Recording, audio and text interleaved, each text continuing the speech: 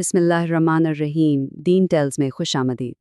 ذرا سوچئے، ایک ایسے بادشاہ کے بارے میں جس کا حکم ہواؤں پر چلتا تھا، جو جانوروں کی بولی سمجھ سکتا تھا، اور جس کی سلطنت صرف انسانوں پر نہیں بلکہ جنات اور شیطانوں تک پھیلی ہوئی تھی۔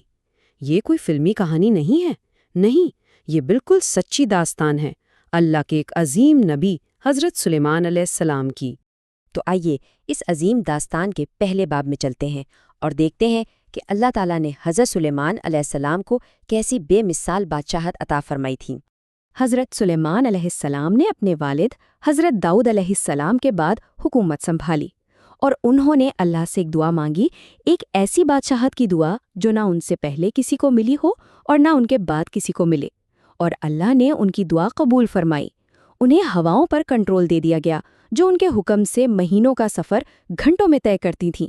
بڑے بڑے سرکش جنات اور شیاطین ان کے تابع تھے، سمندروں سے موتی نکالتے، عظیم الشان عمارتیں بناتے، اور ان سب سے بڑھ کر ایک اور خاص انعام تھا، وہ تھا پرندوں اور یہاں تک کہ جانوروں کی زبان سمجھنے کا معجزاتی علم۔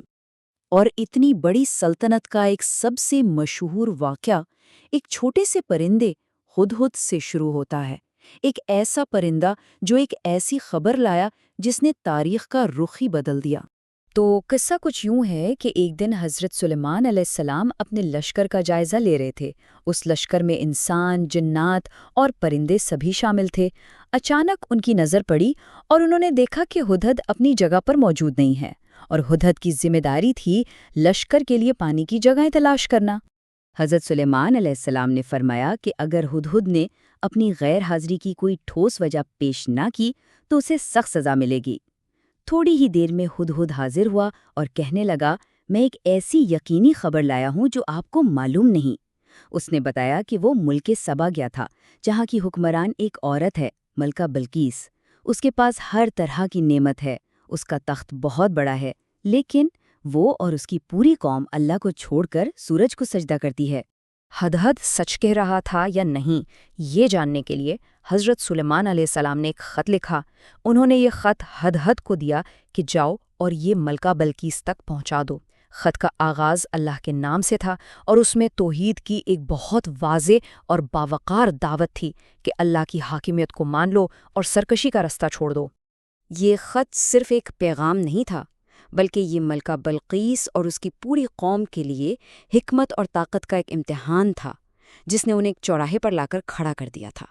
ملکہ بلقیس نے اپنے سرداروں سے مشورہ کیا اور حضرت سلیمان علیہ السلام کی طاقت کا اندازہ لگانے کے لیے کچھ قیمتی تحفے بھیجے۔ لیکن جب اس کے لوگ پہنچے تو حضرت سلیمان علیہ السلام نے کہا کہ کیا تم لوگ مال سے میری مدد کرنا چاہتے ہو؟ جو اللہ نے مجھے دیا ہے وہ اس سے کہیں بہتر ہے۔ پھر انہوں نے فیصلہ کیا کہ ملکہ کے یہاں پہنچنے سے پہلے ہی اس کا مشہور تخت یہاں منگوا لیا جائے۔ یہ طاقت کا مظاہرہ تھا، مگر یہ کوئی جادو نہیں تھا، یہ اللہ کے دیے ہوئے ایک خاص علم کی طاقت تھی جسے اسم اعظم کہتے ہیں، یعنی اللہ کے عظیم ناموں کا علم جو رکھنے والے کو بے پناہ روحانی طاقت دیتا ہے۔ پہلے ایک بہت ہی طاقتور جن نے کہا کہ میں اس تخت کو دربار ختم ہونے سے پہلے یہاں لے آؤں گا۔ لیکن پھر ایک ایسا شخص کھڑا ہوا جس کے پاس کتاب کا علم تھا، یعنی آصف بن برکھیا، اور انہوں نے کہا، میں اسے آپ کی پلک جھپکنے سے بھی پہلے حاضر کر دوں گا۔ اور ہوا بھی بالکل ویسا ہی۔ پلک جھپکتے ہی وہ عظیم الشان تخت ہزاروں میل دور سے حضرت سلیمان علیہ السلام کے سامنے موجود تھا۔ یہ اس بات کا ثبوت تھا کہ اللہ کا دیا ہوا روحانی علم جنات کی بے پناہ جسمانی طاقت سے کہیں زیادہ تیز اور طاقتور ہوتا ہے۔ اچھا، تو جب ملکہ بلقیس حضرت سلیمان علیہ السلام کے دربار میں پہنچی تو اس سے پوچھا گیا، کیا تمہارا تخت ایسا ہی ہے؟ اس نے حیرت سے جواب دیا، ایسا لگتا ہے کہ یہ وہی ہے۔ وہ سمجھ گئی کہ وہ کسی عام بادشاہ کے سامنے نہیں بلکہ اللہ کے سچے نبی کے سامنے کھڑی ہے۔ اس کے بعد ملکہ کا ایک اور امتحان ہوا۔ اسے ایک ایسے محل میں داخل ہونے کو کہا گیا جس کا فرش شیشے کا بنا تھا اور اس شیشے کے نیچے صاف پانی بہہ رہا تھا۔ ملکہ نے اسے اصلی پانی سمجھا اور اپنے کپڑے اوپر اٹھا لیے۔ تب انہیں بتایا گیا کہ یہ تو شیشے کا چکنا فرش ہے۔ یہ ایک اشارہ تھا کہ جو کچھ ہم آنکھوں سے دیکھتے ہیں ضروری نہیں کہ وہی حقیقت ہو۔